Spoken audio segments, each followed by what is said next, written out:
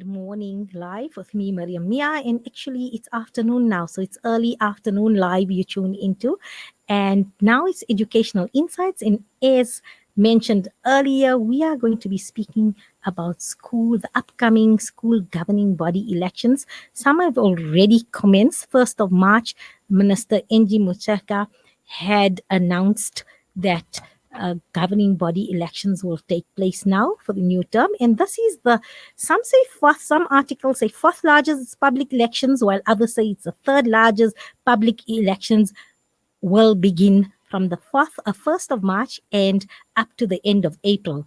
These are largest public elections after the national, provincial, and local elections in the country, as more than 5 million people usually cast their votes for SGB elections. And the minister also witnessed the signing of a memorandum of understanding between the Competition Commission and the SGB associations, which are a culmination of years of investigation and advocacy following complaints received from parents who were forced to buy school uniforms from exclusive selected suppliers. So this has been groundbreaking in terms of parents' rights now that have been adhered to in terms of affordable schooling and affordable education. The importance of the structure in our schools emanate from the important roles that parents and communities need to play in the education of their children, said the minister. Uh, and Kerry Munchline, who is the spokesperson for Western Cape Education MEC, Debbie Schaefer, said the voting process in the province would be a little different due to COVID-19. And then moving on to the Free State Education Department, there's appealed to parents to play a leading role in the children's education. The call comes as the province prepares to hold school governing body elections. Over 1 million parents in the Free State are expected to participate, and the SGB polls are in line with the Schools Act. And the Free State educational spokesperson Howard Ndaba says SGBs are critical decision-making authorities in schools. SGB plays an important part as liaison between the school and community. There's a collaboration between the best performing schools academically and socially, and the participation of parents. So it is critical that people take this election very seriously, Ndaba said. The National Congress of School Governing Bodies says it's happy with how the process is unfolding. The organization secretary, Tabang Mutong, has appealed to parents to elect ethical leadership. We are happy so far with the arrangements of the department. We appeal to parents to elect people who will be able to do the functions of schools and not to put the agenda of certain people at schools, urges Mutang. The role of the SGB is important to support the school management with, amongst other things, financial, administration, maintenance of school, and recommendation of staff appointment. And COSA's chairperson, Katleko Munjani, stresses the importance of having parents in the daily running of schools. SGB elections are very important for running of schools. That is why we'd like to encourage parents to participate, and they must ensure that they elect good leaders so that they're able to run the school well. This is the 10th cycle of SGB elections since 1994, and it takes place every 3 years. So that is the introduction from SGB, as well as comment from across the provinces, including the student movement.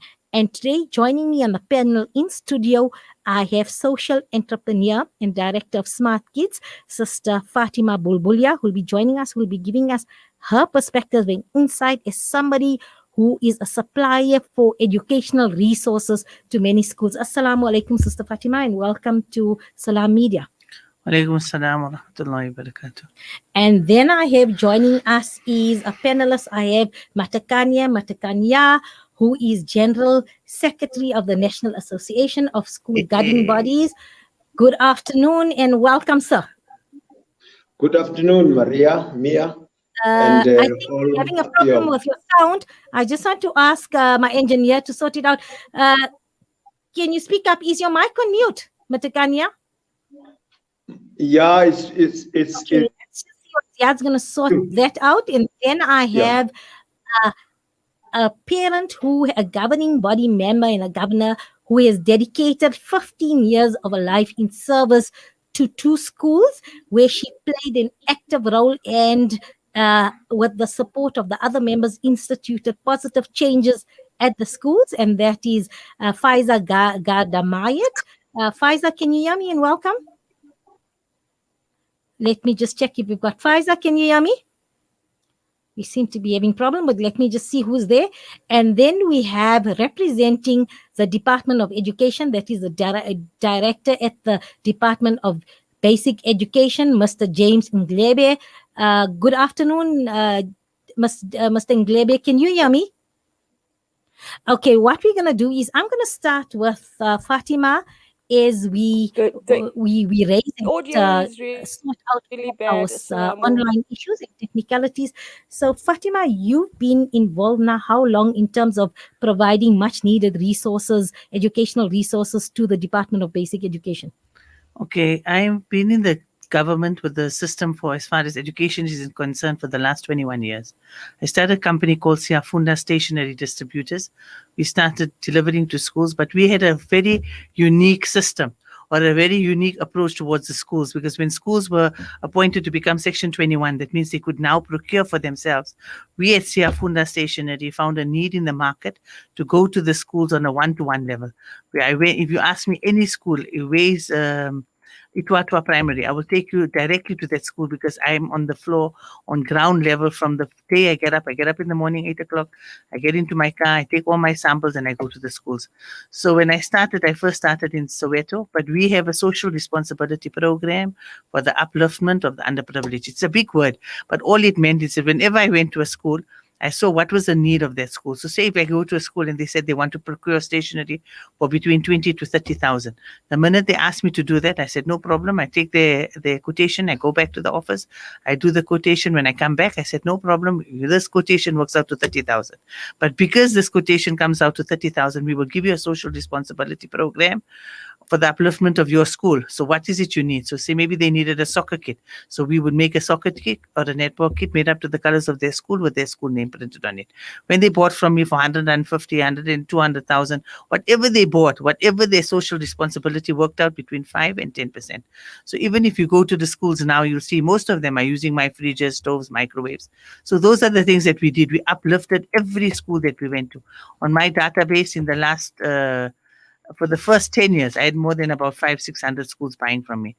But after the schools became like real Section 21 and the SGB, that's the reason I'm here today, is to explain to the NASGB the powers that they have that they are not utilizing to their full capacity.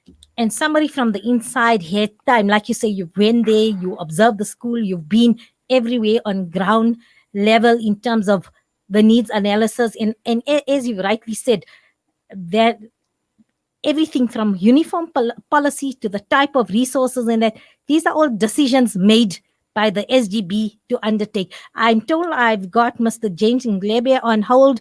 Good afternoon, Mr. Ndlebe, and welcome to Mid-Morning Talk on Salam Media. Good afternoon. Thank you for the invitation. We're struggling to hear you. Ziad's just busy sorting out the sound. Are we good? Good afternoon, Mr. Ndlebe. Can you hear me? I can hear you loud and clear. Now I can hear you loud and clear. So this is busy time of the year for you, and I've also have. Okay, so we're back, sir, Mr. Matakanya. Good afternoon, and can you hear me now? And let me see if I can hear you. I can hear you, Maria. All good. Okay, so let me start with Mr. Ndlebe first. James, this is busy time of the year. 2021 SGB elections have started. This is the 10th election since our democratic South Africa. Tell me, how has the elections been progressing? Those that have undertaken elections already, how has it been done now in COVID time? These are unprecedented time. How has been the response? The pace has been very, very slow. You know, we're running these elections in a different era where COVID dictates how we need to run these elections. But I'm happy that Mpumalanga, Free State, and the Northern Cape have started very well. We had to extend the period of the elections up to the end of April due to the fact that school started very late this year, so we were not really ready. But those that have started have really hit the ground running, and we are happy with the progress so far. So we still have a bit of time, and we're sure we'll be able to complete these elections in time. Okay. What I need to ask you now, in terms of, has the department changed? So do you still require that 10% or 15% quorum in terms of the elections to be valid? And is that quorum a physical presence, or can it be an online quorum? So what are we doing in terms of ensuring that the elections are valid because the quorum has been reached? Because that was, I was a governor as well. I've served in the SGB, and also I was an election officer in terms of that, supporting other schools. And the big thing before we could commence was the quorum. So has there been any additions or amendments in terms of the quorum, and has it to be a physical, or can it be an online one? Mr. Ndlebe? The quorum has not changed. It's still 15% because it tends to give us credibility of the results of the elections. But what we did this year for the first time is that we introduced 3 modes of elections. One is the normal one that you know, where people assemble in a hall or in an open space and nominate candidates and then run the elections and vote for their candidates. That's one. But that has its restrictions in terms of the number of people that can gather, in terms of the Disaster Management Act. Now, we introduce a new one, which we call a full day election, where parents don't have to gather.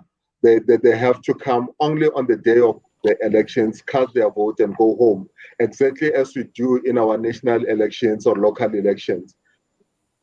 They have to do the nomination in advance at home and send the nomination forms, and the school will have to inform the rest of the parents who the nominees are.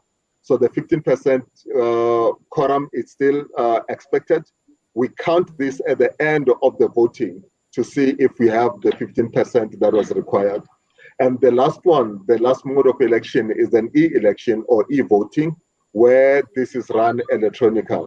So we also count the number of people that have entered into. And we need to emphasize what we mean by 15%. This is not 15% of the learners in the school, but 15% of the names of the parents appearing on a voter's roll. Remember, a parent can have 3 children in a school, so you don't count 3, but you count a parent. So the names of the parent determine the voter's roll, and that's where we calculate our 15% from. So we still require 15% in all the modes of elections in the country. Thank you for that. Thanks. Now we'll move on to Mr. Matakanya. Tell me, in terms of the experiences, what is the feedback you've got from your member bodies in terms of how elections are progressing, or the announcement of the elections and the type of elections they're going to hold, and what are some of the challenges that have been experienced? Thank you very much, Mariam, and good morning, all your visitors there, including Mr. Ndlebe. What we are really experiencing is some of the hiccups in some provinces where they are still preparing. And I'm happy that Mr. Ndlebe has made mention of the 3 provinces that have already started. Probably we got the very same report, the Mpumalanga, Free State, and Western Cape. And I think the MECs also made pronouncement, even including KZN. They made pronouncement as much as well in Gauteng.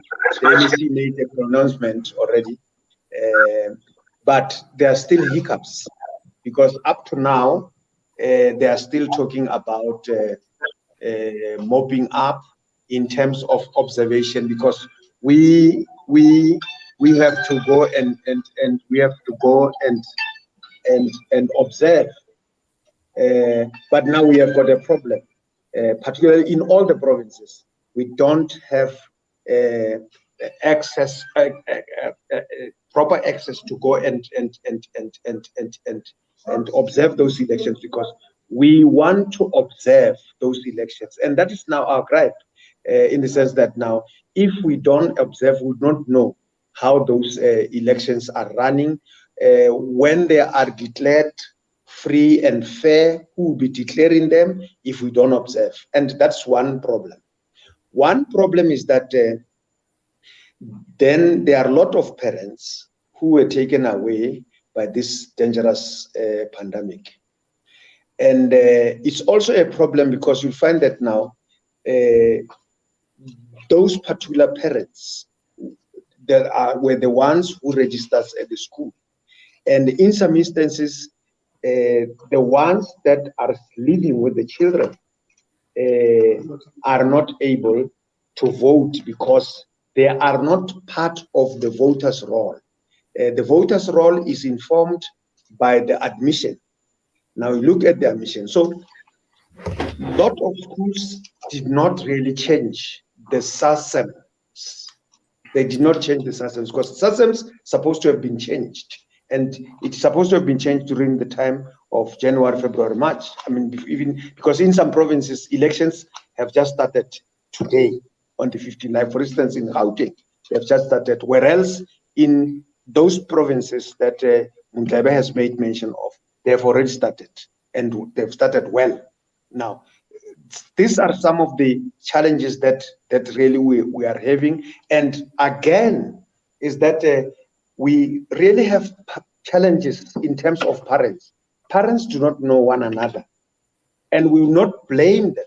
And I think I'm happy that you have asked the question of the quorum, because the quorum, the 15%, as much as we are not happy about really the 15% quorum, however, that is now the deciding factor, whether the parents have come to vote in numbers or not, then 50%. But you see, the problem is that now these parents, during the time of this school governing body, they are not given time to come and support their schools. And it is due to the management of the school as well as the governing bodies. I think these people are disadvantaging our parents to come and familiarize themselves with what is happening in their schools in support. Mr. Matakanya, I just want to ask you something. So these issues that you are raising now, I just need to check what James, Mr. Ndlebe, are you aware of these issues and challenges? And when the SGB elections were pronounced, was there any consultation with Association of Governing Body, Federation of Governing Bodies, to sit down as a collective and say, you know, we are in unprecedented times, we're having an election that is going to be challenging because he's earmarked. I didn't even factor in, has the voters' roll being updated? It's something that I overlooked. The reality is I engage with many schools in my area, and yes, I know personally of many children who've lost one or both parents there. So has schools taken this, and then maybe have you considered, or has the Minister or Department of Education considered maybe extending to way beyond April, maybe May? And I take the point is, last year parents weren't allowed to physically go to school, so it was just pick and drop off.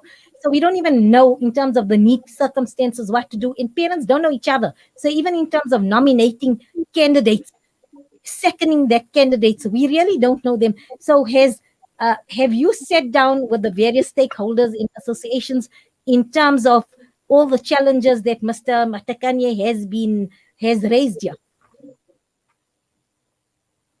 Thank you for the question. The Department of Basic Education sits with SGB associations on a quarterly basis. It also does that with provincial education departments. And when you talk about SGB elections and how they are going to be conducted, it's not something that is imposed by the National Department on provinces and on SGBs, but it's something that we together agree on how the elections are going to be run. We then develop what we call a national guidelines on how the elections are going to be conducted. So this is a consulted document between the National Basic Education Department, provincial department, and SGB associations that include Mr. Matakanye and include all other associations at national level. And these then get approved by HEDCOM and the Council of Education Ministers. And this is how the elections are going to be conducted. So when you talk about the voters' roll, it's true that a lot of changes has happened to the content and the data that schools have. So what we did as early as January, I conducted training to all circuit managers in the country, indicating to them how problematic it will be just to draw in information that is already in the system in the form of SASAMs and use it as a voter's roll. I give them an example like children that have applied to be in a school in 2021 have applied last year, somewhere in July, August, and so on. And as we speak, those children might have lost the very same parents that are appearing on those documents. Then we requested provinces to inform schools that they need to update their SASAMs in order to create a voters roll and have relevant and information that is fresh, where guardians have taken over, parents that have passed away, where children have been moved from one place to the other because the guardians are no longer there, and the parents are no longer there, so somebody else is taking place. So when you talk about the voters roll, the preparation, it's about verifying the information, whether what is available at school still exists or the archive. And this is one of the reasons why we extended the elections from 31st March to 30 April, just to give schools that allowance. It wouldn't have been easy for schools to develop this voters roll in the absence of learners. So learners only came in on the 15th of February. And that is when schools needed to engage with the learners and send information back to home to update this information that we're talking about. And I think provinces are beginning to do that, to update their voters roll in accordance to that. When we talk about parents don't know one another, it's true, even on the normal election, where you have nomination and election and you put people in a hall, chances are that parents don't know one another. And that is why there's a nomination process that allows them to mingle, allows them to have somebody nominated, seconded, and somebody agreeing using these various forms that the department has. So if we're going to have a full day election, the process is the same. We're saying to schools, inform the parents about the nomination process in advance, so that parents can utilize those forms and indicate who they are nominating. But then for the general public, those who are nominated need to be sending their ID photos or a small photo accompanied by a small biography that says, where am I, who are my children, what grade are they in, and this is what I do, these are my skills, and this is the vision that I have. That short biography with a picture needs to be distributed to all parents, that on the day of the election, they know who they are voting for on the basis of those pictures and on the basis of the little biography that has been written there. That is the best way we could make parents know one another, because if the school is big, COVID-19 doesn't allow us to be under the same roof and do that. So we'll have to do it in that fashion. Mr. Ndlebe, what I need to now go, now we're talking about it exactly, the qualities, characteristics, and skills of parents that run as to represent schools as governors, and that's something a social entrepreneur, Mrs. Fatima Bulbulia, who works in providing educational resources to schools. So essentially, Fatima, what we're looking for in terms of somebody who stands for governing body elections, what type of skills, what type of qualities, since from the members you've been interacting with at the various schools. Hello, Mr. Matakanye. It's me, Fatima from Siafunda Station. It's nice to see you after such a long time, my bossa. How are you, comrade? I'm fine, comrade. How are you? I'm seeing that after 20 years, we're still in the same boat, you and I. That's a big thing. Because one thing that I'm we have happy to to see you again. No, yeah, it's after we'll a long visit time. you, come to see you again. Yes. You're in the same place where you left me. You're still the same place in Yes, Postbed. Matakanya, that's right. Okay, no. Round the corner from No. Matthew Goni, where the school governance Oh, of the no. NASGB. No, I know where you are. I know where you are. Okay, Mr. Matakane, I'm here only to explain to you, like how I used to do at all the SGB meetings, is to explain the importance of a SGB, the importance of a parents and a school governing body to run the schools as they're supposed to be being run. Because if you look at reality of life, a parent will always take care of the needs of his child or her child, or always for the community. So when you see the National Association of School Governing Bodies, it was made specially to look after the funds that have been allocated to each learner at that school. And who better to leave that trust and responsibility into the parent and the school governing bodies. So even when the SGB is elected, they are elected to look after the school and the funds that the school has been allocated by the Department of Education. So when you see that the funds are being utilized properly, like I always, when Salam Media approached me, I said, please make sure that my appointment is when I'm present at that meeting, for the simple reason, because I feel in the last 20 years, the NASGB or the school governing body, the parents haven't understood their rights as the SGB of the school.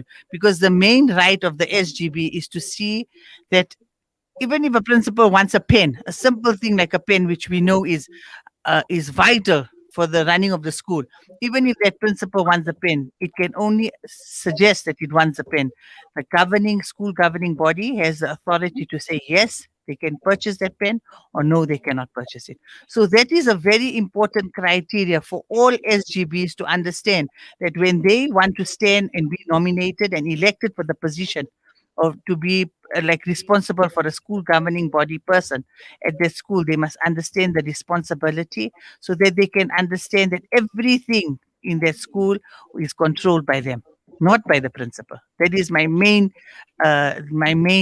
sentence, or the main criteria, or my view that I would like to put through to every person who's listening to this program, that to understand that the principal is running the school, but the funds of the school is run by the SGB. So whatever is wrong in the school can be put right by the National School Governing Body Association, or the school governing body. The person who gets himself elected or want to be used at that school must make sure that he's capable of taking the responsibility for his parent at the school, for his child.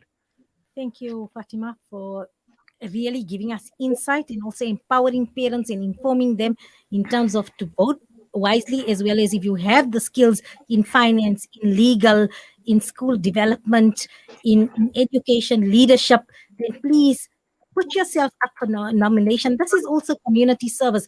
And on the line, I have a parent who I'd really like to take this platform as well. I'd like to get her insight and perspective, but also use this platform to acknowledge her, because she has been that parent, an exemplary governor in all facets. She has been instrumental in terms of policy of integration. She served as former schools that were previously white, but she's ensured through various policies, activities, engagements with both educators, principal, and parents to integrate the schools so that they are a microcosm of what South African society should be like, as well as she's ensured under her watch, she's been a chairperson of 2 school governing bodies, one at Emerentia Primary and Greenside High, and under her watch, the things have been, in terms of the funds have been allocated to really uplift the school development, learner empowerment as well. And she's also been understanding and accommodating for those parents who are under-resourced to afford those learners equal opportunity of all resources. So I'd like to welcome and acknowledge Faiza, Garda, Mayet. Assalamu alaikum, Sister Faiza, and welcome to Salam Media. Alaikum salam, Mariam. Thank you. And thank you for those kind words. I think maybe you overstate think we all work as a collective.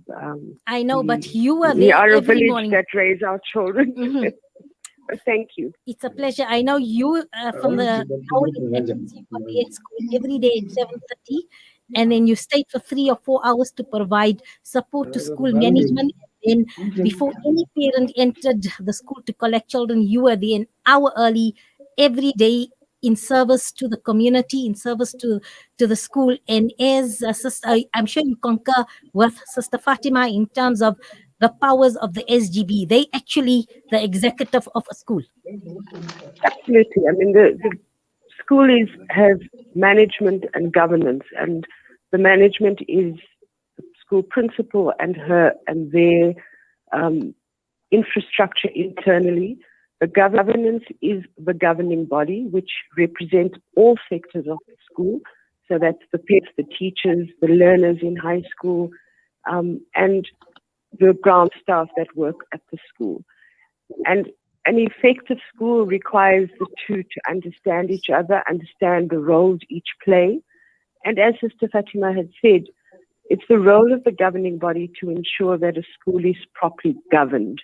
So you're not going into the classroom to tell the teacher what to do. That's the principal's job. But you have to, as a governor, ensure that you understand the law, that you can understand that the Schools Act makes education equitable for every South African child. And regardless of the status of the school, whether it be quintile 1 through to quintile 5, you have a responsibility not only to your child. And that's something from my experience. You need parents to be able to see beyond themselves and their own interests and the interests of their particular community. You are there to represent every child that goes to that school. So you have to have a really deep sense of community responsibility. I think that's very important, because that's more important than the skills. Skills can be learned, skills can be taught, but a person who has a sense of why a school is a center of a community is far more important. Thank you for that. We're going to take a short break, and then when we can come back, we're going to be continuing this empowering, insightful discussion on the role of a school governing body, as well as the upcoming school governing body in What makes Randery Jewellers the optimum place for your memorable gift? Is it our range of exclusive, high-end, luxurious jewellery? Or is it our master craftsmanship for all your bespoke jewellery needs? We believe at Randery Jewellers, we know just how to make your special moments last forever. Whether it's for a wedding, anniversary, or just a simple gift to show your love, trust Randery Jewellers to make it special. www.randeryjewellers.com. Make your moments last forever with Randery Jewellers, the family name you can trust. Where in this dunya am I going to find a scarf to match? Only at Al Shazia, the scarf specialist. We stock the largest range of scarves for every occasion. Al Shazia's pre-Ramadan sale now on. 15% off all ladies and girls abayas, 15% off all men's and boys kurtas. Sale ends Sunday the 14th of March. Al Shazia, 215 Sparks Road, Overport, Durban. Al Shazia, the scarf specialist. Give charity without delay, for it stands in the way of calamities. For child-headed households in Bloemendal in the Eastern Cape, the daily diet consists of white bread and a carton of cheap juice or sugar water, known locally as the poppy water diet. Make a difference to that one child or family. The Al-Fida Foundation has over the past 13 years worked on the ground and gathered the largest database in the Eastern Cape region of Muslim zakah recipients. Phone our offices at 041 484 1288 or visit our website at www.alfida.co.za. The Al-Fida Foundation, your social investment partner in the Eastern Cape. Looking to get your kick? Kiki's have now reopened on 235 Matthews Mayiwa Road in Durban. Head on over for the Taste with Kick. We offer something scrumptious for everyone in the family. Wraps, chicken tikka, burgers, tender grills, mocktails, milkshakes, and so much more. Corporate and events catering available. Visit our social media pages for more info or call 031 209 0119. Kiki's, the Taste with Kick. A strip of land with over 2 million people blockaded for 13 years. Healthcare is on its knees, food is scarce, and water is inadequate. COVID has wreaked havoc in the lives of the people of Gaza. 53% of the population live below the poverty line. 80% of Gaza relies on external aid to survive. And 20,000 children are now orphans. The future is bleak. Please, don't forget Gaza. Donate now to Islamic Relief. Breaking stereotypes, moving boundaries, joining hands. Salam Media.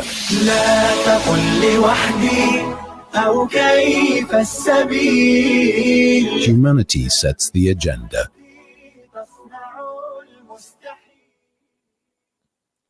Welcome back. You tuned to Mid Morning Talk with me, your host Mariam, only on Salam Media, and we're talking SGB elections 2021, an election like no other in unprecedented COVID times. And with me, I have an esteemed panel. I have from the National Association, General Secretary of the Association of School Governing Bodies, Mr. Matakanye, and then I have representing Department of Basic Education, I have the Director, Mr. James Ndlebe, and then I have Social Responsibility and Social Entrepreneur, Director of Smart Kids, Fatima Bulbulia, and then I have ex-school governor who represented both primary school and high school, par excellence governor, former governor Faiza, Garda Mayet, and welcome back. And I'd like to now ask Mr. James Ndlebe, in terms of advertising the roles and responsibility of governors and also getting schools to inform parents, is Fatima Bulbulia has mentioned that parents sometimes don't know in terms of who's running the school. It's often the misconception is schools are then run, actually the governance of the schools are via the Department of Education, principal, and then the parents are there to support. But in reality, fee-pay schools that are Section 21 and have school governance, it's the other way around. The governance comes from the school. They collect the school fees. The school receives the funding that government allocates according to the various quintile schools they are. And then it's up to the elected members then to decide in terms of payment or hiring additional teachers, school policy, even a policy like uniforms. Those are all issues of governance, and those are dictated by the school governing body.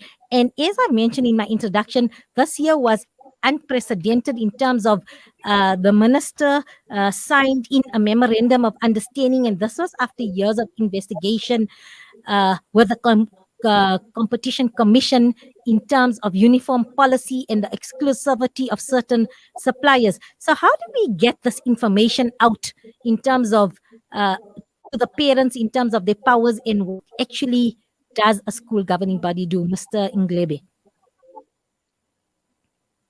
I think what you need to understand is that maybe the public need to understand that if it's not an independent school or a private school, then it's a public school. Then the meaning of a public school means it's not a school run by government per se.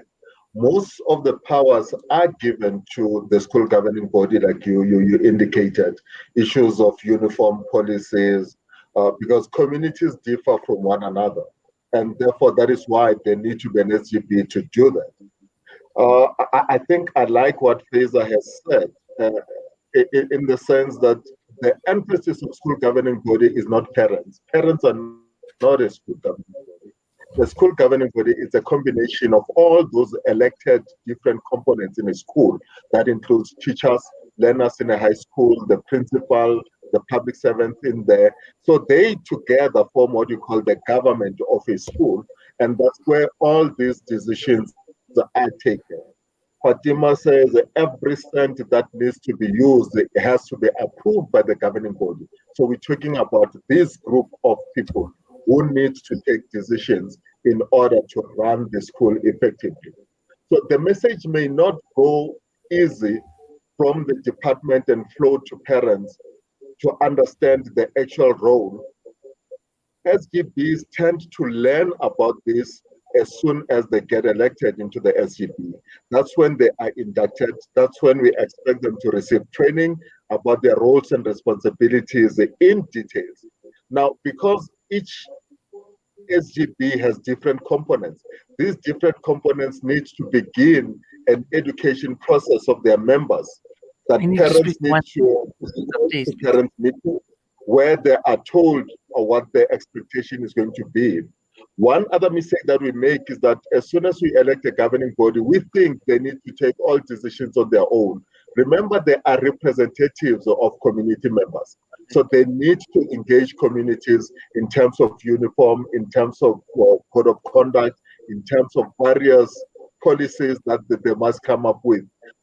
So that we should not expect the governing body to be the decider of everything. Whether we need to introduce a new language, whether we need to the school, all these things need to be communicated and consulted with the broader community, which the SGB is a representative of. I like Faiza's statement again that says, you can teach skills. This can be learned.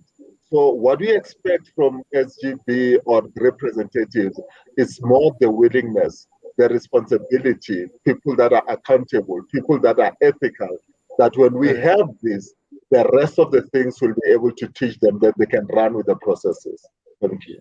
A suggestion for you, having been a former governor myself as well, just as we have voter education before voting for our national election, provincial or local elections, maybe going forward, the department should consider a campaign of voter education, be it a social media campaign. So it doesn't necessarily school to school, but at least on television, radio, social media campaign in terms of this, because you inducted when it's too late. I mean, there might be somebody out there who has the passion, who has the love. So you need to be attracting that type of parents. So going forward, I think there should be some form of voter education for SGB elections as well, Mr. Ndlebe. And I'd like Fatima Bulbulia to respond to what James said.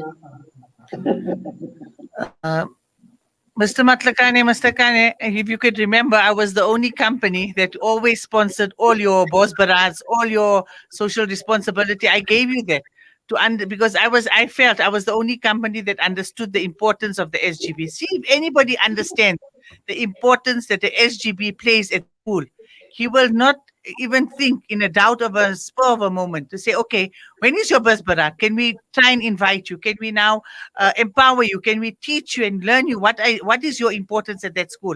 And that's the reason I and him have built up this relationship for the last 21 years. That he knows anytime they needed anything for the NASGB, they should come to my office, just knock on the door. And I was always available to help them.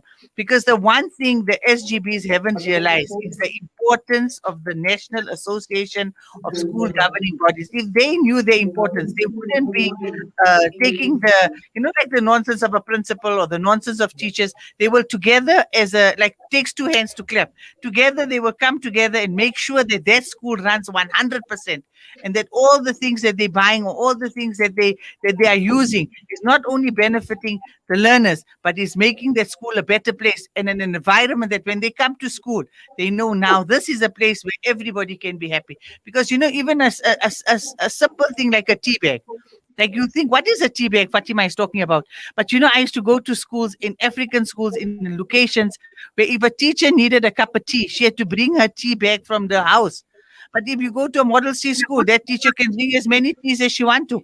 And to me, I felt that was hell of a wrong, especially now in democracy. If the teacher needs a cup of tea and she got a headache, Let her have that cup of tea. At least her way to respond to the children in the classroom is not with that headache. She's going to be happy. Her tea is done.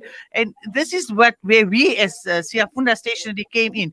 We made sure we closed all the gaps, and that the SGB was the most important, because the teachers, if they're not 100%, how are they going to teach the learners? So we enhanced teaching as well as learning.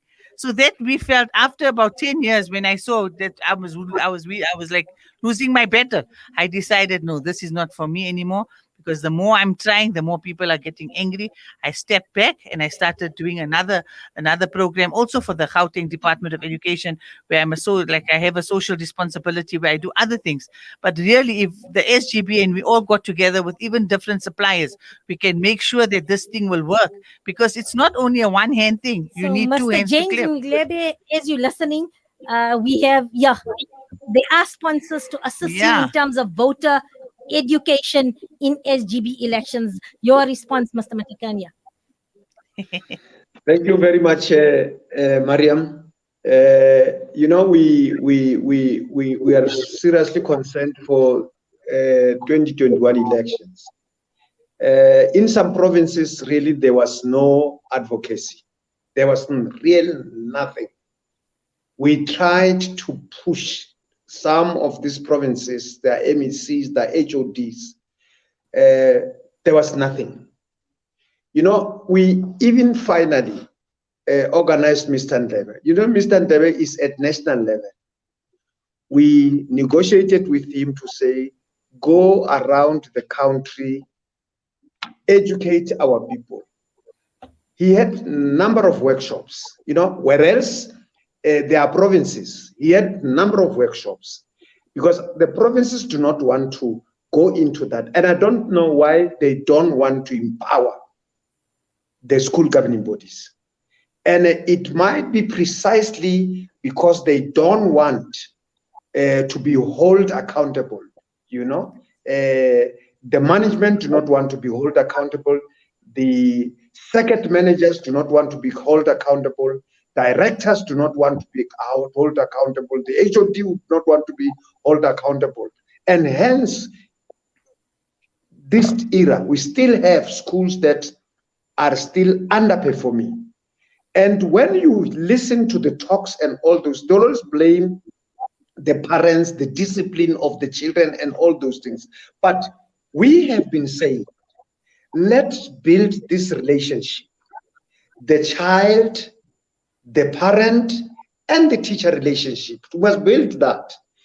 But how do you build it up outside the school government? You can't build it outside, because school government body must ensure that now they are in the forefront of mobilizing the society, mobilizing the community, mobilizing the school community. And we bring in, I think, Fatima, it's unfortunate that we lost touch, because we still feel our people must be seriously trained. They must be capacitated, because the truth of the matter is that you talk about the voter education, but that voter education wants a foundation. There must be a foundation where these people have been brought to schools. Then they must be taught, this governing body, how to formulate policies that will engage parents continuously, engage learners, engage parents, teachers, and foster relationship between parents, teachers, and students. Because look, we have been fighting these things and we are not winning it, where some students are killing even teachers in their schools. I mean, if you go to that type of situation, it's terrible. It's really terrible. You remember 2018, I think on the 12th of October, we had a conference where we said to the minister, I think enough, it's enough. When teachers were killed in the schools. But we are saying, if we to stop this, let's bring the relationship between parents, learners, and teachers. But that will only be brought by the school governing bodies, because the school governing bodies is the center of community life. It's the center, and we have to strengthen that. But if we don't strengthen that, all these social ills in schools will just continue until all of us will perish. But Fatima, we want to thank you and say it's unfortunate that it's late. If it was not really late, or if it is still early, because in some provinces, I must tell you, this voter education that you are talking about, it is not there. It's a rumor in some provinces. They just hear that they have been called at school. When they're asked what are they been called for, then there are elections. You can ask Mr. Ndlebe. We organized it. In Gauteng, I want to, Mr. Matakanya, I want Faiza also from her input in terms of being governor. Her challenge is the reality, but I want to get Mr. James Ndlebe to respond here in 2 minutes, sir, because we almost out of time. Mr. Ndlebe, James, can you hear me? Yes, I can. Okay, would you like to respond to what both Fatima and... Yes, education is a societal issue, and I know Fatima has been in this game for a very long time, trying to support education. She may not know me, but I used to be an IDSO in Johannesburg North during the time of Sispopi and Alison there. And I was heading schools at that time. And she's chuckling here.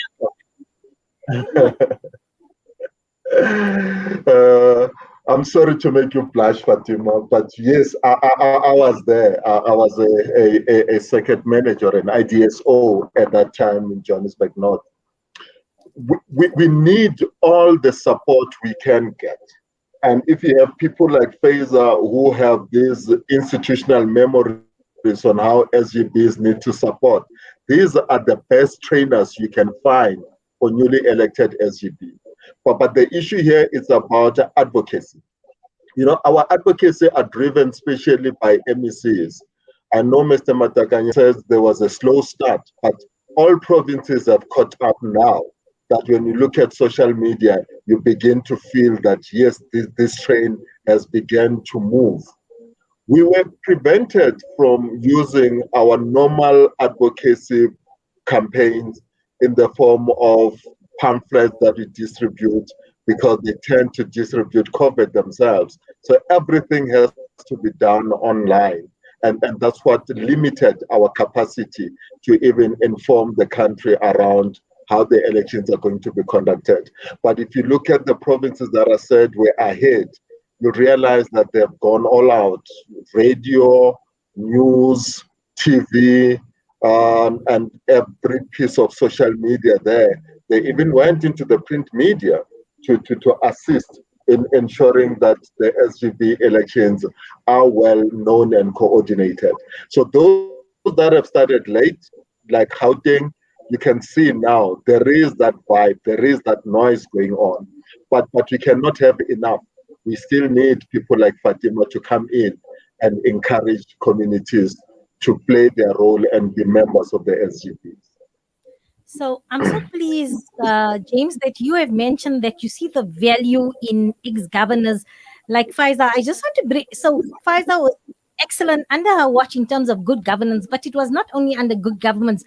On Saturdays, she used to get parents, so not necessarily SGB members, but the general community together working on the school development plan. Because as you all aware, once members are elected, they need to put a 3-year development plan in terms of the vision to the school.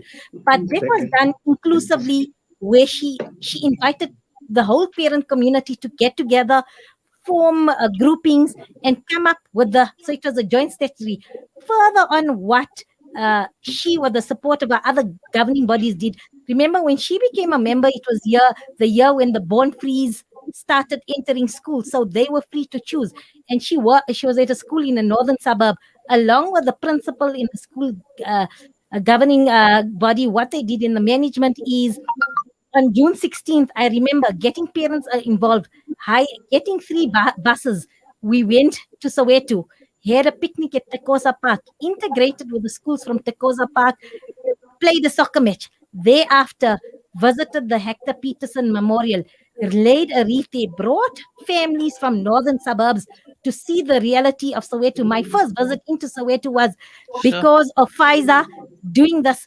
So what she also has done, or the governing bodies, what they did is steer. So you don't have the problems of racism like the Ben Falloons happening in Groblersdal or the Brackenhall High School excluding learners of color from the matric dance and then denying it in the Western Cape, or even having the issue of Parktown boys about tradition more important than values, and a tradition and rite of passage that a poor learner has to give their life before you take out your head from the scene. So I think the department, besides voter education, you need to acknowledge governors like this. Create some sort of incentive for governors like this, and thereafter make them your brand ambassadors.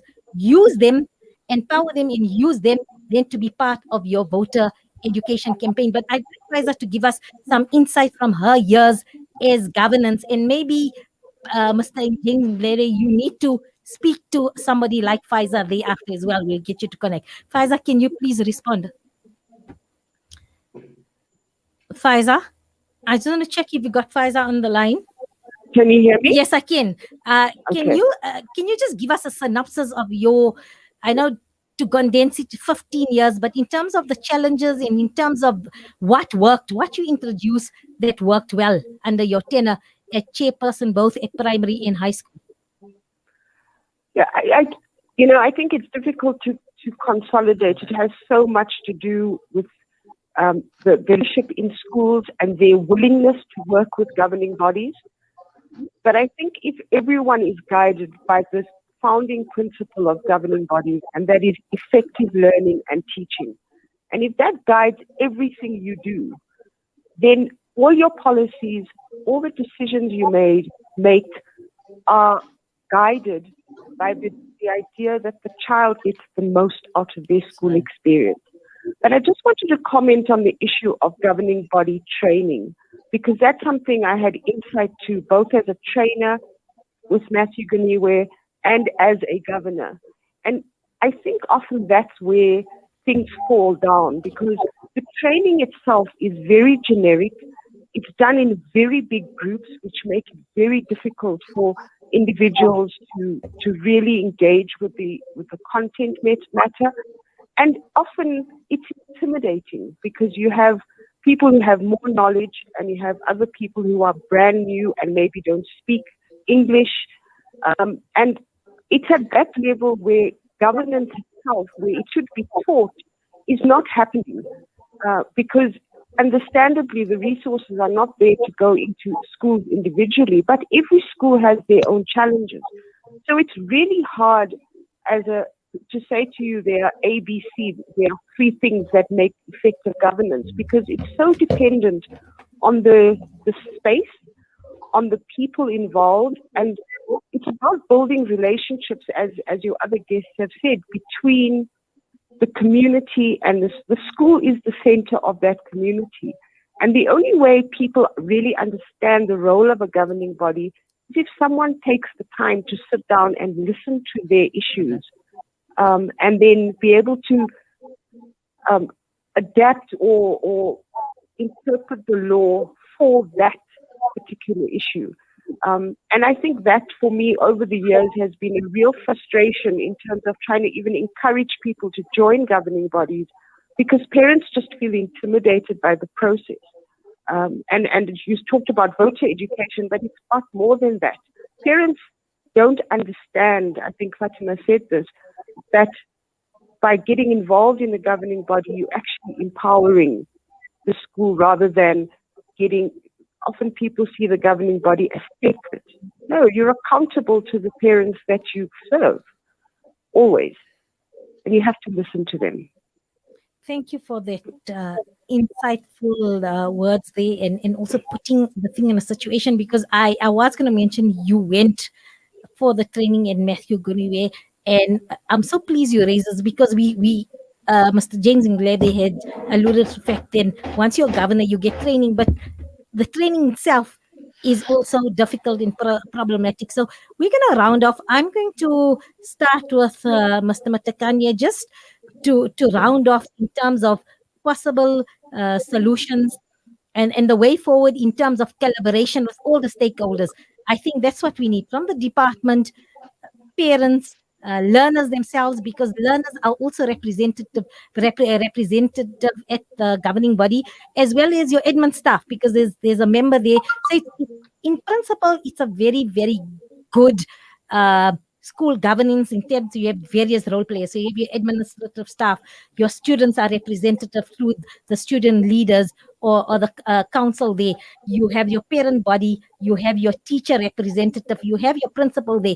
So it's really representative of the school community. But I think because of the lack of communication with the various role players, as well as the lack of education, that is in wherein lies the problem, not with our policies, but more with the implementation in education. Mr. Matakanye, so I'm going to give you 2 minutes to conclude, and then I'm going to go to Mr. James Ndlebe concluding, and then we'll have Faiza and Fatima, you in studio, so you can round off. So, Mr. Matakanya. Thank you very much, Mariam. Firstly, one would like to encourage the parents in particular to come up in numbers, go and vote. We don't want to see schools repeatedly calling on parents refusing to come on board and vote to become members of the school governing bodies. However, we also want to say to the parents out there, go and vote well. Vote people who have got knowledge to transform, to develop schools.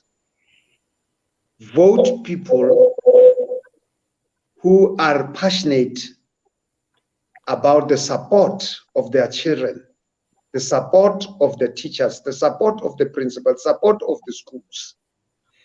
But people also who have got knowledge to formulate policy, because they are a government. They are not just the visitors in the school, they are government of the school.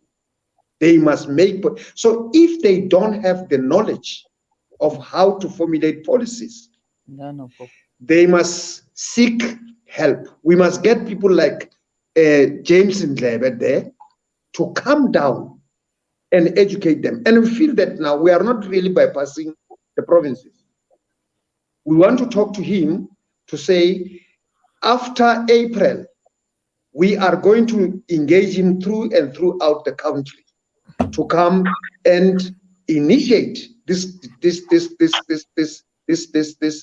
debate, initiate these trainings, so that our people are trained. I think one policy that we must continuously encourage our people to discuss on is how do you involve parents in schools? How do we, so that we don't have this problem of quorum 15, because quorum is 15 because parents do not know one another in schools, and they don't know one another because they are nobody engages them, nobody calls them. They only called when there is crisis in schools. When there's crisis, yes, they know that now there must be parents, that these children have got parents and all those things.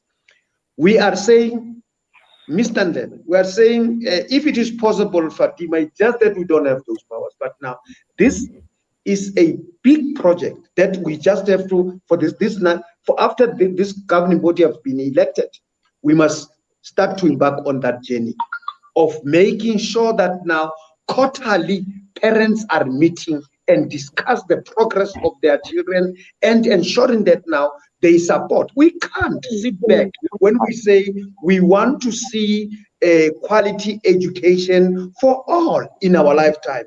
But we still up to now, there are still schools that do not really, they're underperforming. Thank you, Mr. Makanya. Sorry for rushing you, but we almost out of time. And Mr. James, your conclusion in roundup, please. Thank you. I think we need to understand that being a member of the school governing body is about providing service to the nation. It's about patriotism more than anything else. You're helping the country, you're building those values, you're building the culture, you're building norms, you're making children ready for the future. The mistake that we tend to make, especially as parents, is that when my children are in a good school and are well looked after, we tend to relax and forget about the rest. This is about leaving no child behind, because the very same children that we're leaving behind and we're not helping are the same that are going to be problematic to the very same children of ours that have been privileged. So let's all put hands together and raise children equally together, supportive, so that their future can be bright. It is those children that do not get disadvantaged that are really going to make the future of the very same privileged children very problematic. So it's important that we all join hands and help each other in this regard. Thank you. Mr. Ndlebe, we really, really appreciate your time. We know you're busy. You gave us extra 20 minutes of your time. Much appreciated. And hopefully there is going to be a greater communication and collaboration from all the role players. Faiza, your concluding remarks. I think most importantly to parents out there, the school governing body is a community service. It's fulfilling your role as a South African, and I completely agree with Jane. It is our responsibility to ensure that no child is left behind. And if you are worried about your own child, you are worried about every South African child. And if you have the ability to assist, please do. I think it's so important that parents are involved in their children's education, not only for their own child, but for every South African child. Thank you for your time, much appreciated, and for your input on this vital discussion. And now, Fatima, your concluding remarks. I would just like to say to all of you, whoever is there, Mr. Nakele from the Department of Education, thank you very much for giving me this opportunity. Matakanye, I'm always the one who's helping everybody. So if you want to put this place straight, we start together. I'm available. My number is appearing there on the TV all the time. Take my number, call me. We have a proper meeting. I'm prepared to do training. I'm prepared to sponsor. I'm prepared to do anything in order for us to make this South Africa a better one for every learner, every teacher, every principal, every SGB, because as a whole, we'll definitely conquer the world. This is a place where we start getting together. Like I said, it takes two hands to clap. My hand is ready. Just bring your hand forward in order for us to go forward. Thank you very much for this opportunity, and call me anytime. I'm available. So Fatima, you've already begun, because Fatima through the Smart Kids Institute and company, they have made today's debate possible. Fatima has already started this, because this is a very, very important panel discussion to get all the role players, and this was made possible through the Smart Kids sponsorship, and they are suppliers of school stationery, learning equipment. They supply for over 20 years. They've been uplifting the school with their social responsibility program, and they've given back to the community. So besides that, so whatever the school governing body purchases, they've given equally back in terms of fridges, like Fatima says, in terms of microwaves, schools uplifting the classroom. So they're more than a company, and that's why I introduced Fatima as a social entrepreneur, because that is what she wants. She wants to see that every child, be it in a rural area, under-resourced school, or in an urban area, every child has a right to quality educational resources. So thank you all the panelists for your time, and we wish everybody all the best, every school, a successful school governing body elections. And parents, please come to the party and do your bit to ensure that you have a school community where your child is going to benefit and on their journey towards responsible adulthood. From me, may you all be under the mercy and the protection of the Almighty until next week, Monday, mid-morning talk. Have a good week. Peace and blessings to all listeners as well as our panelists.